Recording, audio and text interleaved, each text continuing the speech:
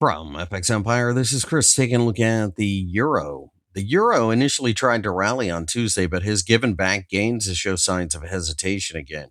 Ultimately, it looks as if the 1.07 level is an area that is going to be a huge battlefield. If we break down below this level, then I think the euro is in serious trouble and probably drops to the 1.06 level somewhat quickly. Rallies at this point in time still have to prove themselves, as we have seen early on Tuesday, as sellers continue to emerge every time the market tries to gain.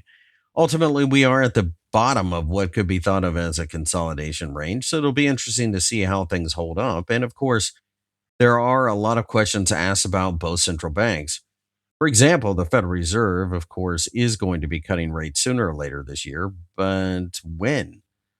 It looks as if they are pushing it back from what people had anticipated in March. So now interest rate cuts could be in the summer. At the same time, we have the European Central Bank that will have to deal with the fact that Germany is in a recession, which is absolutely toxic to the EU, as Germany is something like 80% of the total GDP.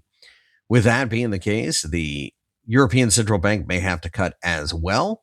And they did somewhat suggest that at the last meeting that they are at least opening the door to doing such a move. If that's the case, then we have to reprice everything and perhaps the euro goes down.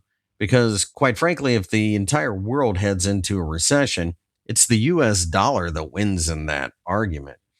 We also have geopolitical concerns out there, which helps the dollar also. So, all things being equal, I do think the euro is something that you are selling on rallies that show signs of exhaustion or a breakdown below this 1.07 level.